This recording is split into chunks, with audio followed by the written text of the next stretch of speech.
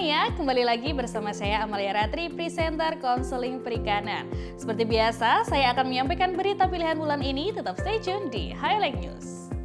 Kementerian Kelautan dan Perikanan mendorong produktivitas budidaya kepiting melalui penerapan teknologi kincir dengan sistem mutilasi kepiting guna meningkatkan kehidupan biota bercangak tersebut. Penerapan tersebut dilakukan di tambak mutilasi dengan kincir air yang diterapkan kelompok pembudidaya ikan Mentari Asoka Abadi, Kabupaten Langkat, Provinsi Sumatera Utara. Kepala Badan Riset dan Sumber Daya Manusia Kelautan dan Perikanan Inyoman Radiarta mengatakan, penerapan teknologi kincir tersebut melibatkan para penyuluh perikanan yang ada di bawah BRSDM KKP pada Selasa 4 Oktober lalu. Menurut Nyoman, kegiatan tersebut mendukung program prioritas KKP dalam membangun kampung perikanan budidaya, khususnya di Kabupaten Langkat yang telah ditetapkan oleh KKP. Hal ini sekaligus mewujudkan program unggulan BRSDM KP yaitu Smart Fisheries Village. SMART sendiri merupakan singkatan dari Sustainable, Modernization, Acceleration, Regeneration, and Technology. Senada dengan hal tersebut, Kepala Pusat Pelatihan dan Penyuluhan Kelautan dan Perikanan Lili Aprilia Pregiwati mengatakan, pada tahun 2023, sebagaimana program unggulan BRSDM KP, Puslatlu KP melalui Balai Pelatihan dan Penyuluhan Perikanan Medan mengusulkan lokasi percontohan di Kabupaten Langkat menjadi SFV atau Smart Fisheries Village. Untuk itu, saat ini sedang dilakukan identifikasi potensi sumber daya alam, sumber daya manusia, dan sumber daya penunjang untuk usulan lokasi SFV tahun 2023 bersamaan dengan kegiatan temu lapang percontohan tersebut. Sejalan dengan program pengembangan kampung perikanan budidaya berorientasi ekspor, Pokdakan Mentari Asoka Abadi terpilih menjadi lokasi percontohan penyuluhan. Kegiatan percontohan ini sebelumnya telah dilaksanakan pada bulan April hingga bulan September 2022.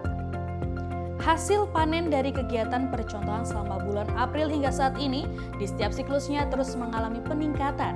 Hasil panen pada siklus pertama sebanyak 283 kg dengan nilai Rp36.215.000. Sementara pada panen siklus kedua meningkat menjadi 329 kg atau senilai Rp41.902.000. Pada panen ketiga meningkat menjadi 336 kg atau senilai Rp43.357.000. Sedangkan hasil panen pada siklus keempat meningkat sebesar 352 kg atau senilai Rp43.167.000. Sehingga dengan meningkatnya hasil panen ini turut meningkatkan pendapatan pembudidaya kepiting soka. Saat ini, budidaya kepiting soka telah masuk pada siklus kelima dan dalam tahap pemeliharaan. Keberhasilan percontohan penyuluhan ini telah diterapkan oleh anggota kelompok lain dan kedepannya akan ditumbuhkan 8 kelompok untuk menerapkan budidaya kepiting soka menggunakan sistem mutilasi dengan kincir air. Kementerian Kelautan dan Perikanan tengah berkolaborasi dengan pemerintah Kabupaten Medan dan Grab Indonesia guna memperkuat pemasaran produk perikanan. Upaya tersebut dilakukan untuk penguatan pasar bagi produk-produk kelautan dan perikanan hasil dari usaha mikro, kecil, dan menengah atau UMKM. Upaya pemberdayaan masyarakat perlu dilakukan melalui peningkatan kapasitas dengan memperkuat potensi yang dimiliki sumber daya manusia sehingga ekonomi masyarakat pesisir dapat meningkat lebih baik. Kepala BRSDM KP Inyoman Radiarta saat melakukan kunjungan kerja pada 5 Oktober 2022 ke Balai Pelatihan dan Penyuluhan Perikanan Medan turut meninjau lomba pelatihan yang diselenggarakan BP3 Medan bagi masyarakat. Lomba tersebut terdiri dari pelatihan pembuatan alat tangkap gillnet untuk nelayan dan pelatihan diversifikasi olahan hasil perikanan bagi pengolah ikan yang diikuti oleh istri-istri nelayan Belawan Medan, serta lomba mewarnai untuk anak-anak dalam rangka mengkampanyekan pencegahan stunting dengan makan ikan.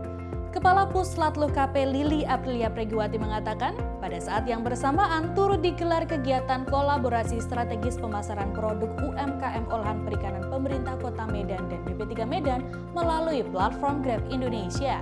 Ia mengharapkan adanya gelar produk UMKM olahan perikanan tersebut dapat membangun sebuah jaringan pelaku usaha pengolah dan pemasar hasil perikanan agar saling bersinergi mengembangkan produk olahan perikanan. Pada kesempatan ini turut diserahkan secara simbolis bantuan untuk masyarakat. KKP memberikan bantuan berupa paket alat tangkap gillnet, alat pengolahan, serta 500 kg ikan konsumsi. Bantuan tersebut diperuntukkan bagi kampung nelayan maju di Bagandelo, Belawan, Medan, guna mendukung program prioritas KKP dalam pengembangan kampung perikanan.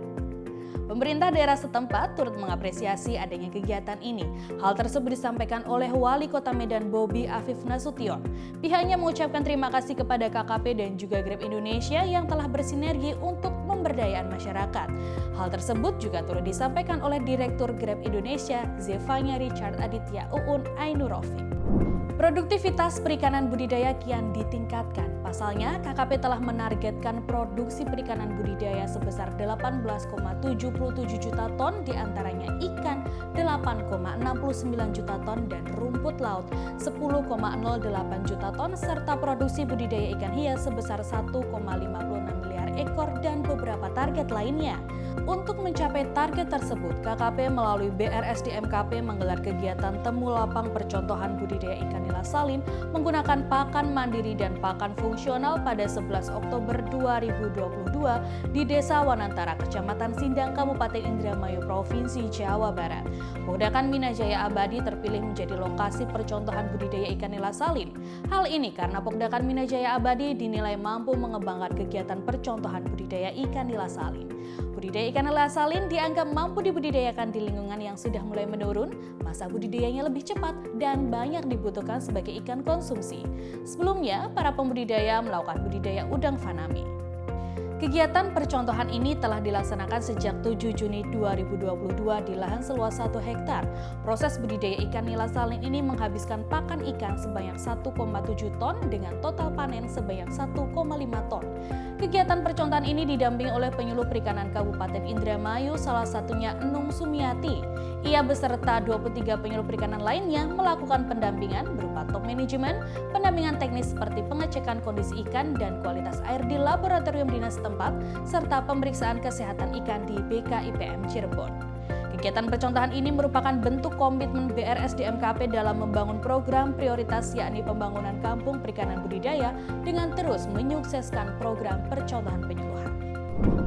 Kementerian Kelautan dan Perikanan menggelar puncak acara Gerakan Nasional Bulan Cinta Laut atau Gernas BCL di Kabupaten Badung, Provinsi Bali pada 27 Oktober 2022. Acara ini merupakan bagian dari peringatan hari ulang tahun ke-23 Kementerian Kelautan dan Perikanan yang jatuh pada 26 Oktober 2022. Saat ini Kementerian Kelautan dan Perikanan tengah menggencarkan 5 program strategis, salah satunya program Bulan Cinta Laut.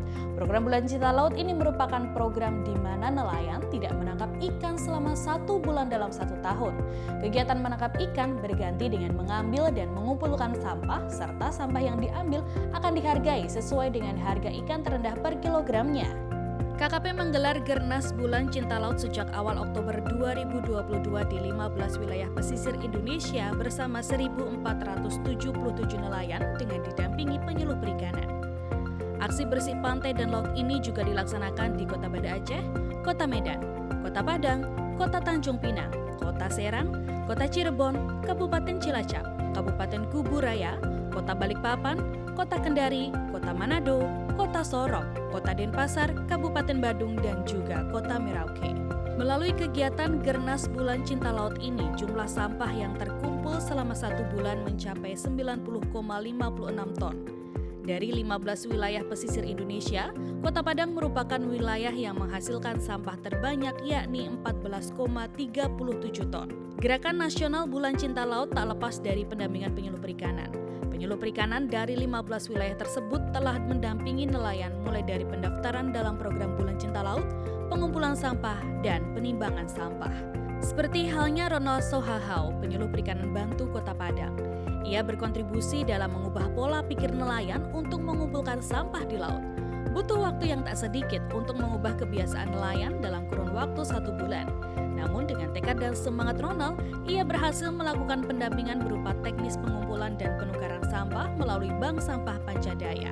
Nelayan pun antusias dengan hasil yang diperoleh dari mengumpulkan sampah di laut. Menteri Kelautan dan Perikanan Sakti Wahyu Trenggono menegaskan akan konsisten menggelar Gernas Bulan Cinta Laut sebagai program prioritas KKP.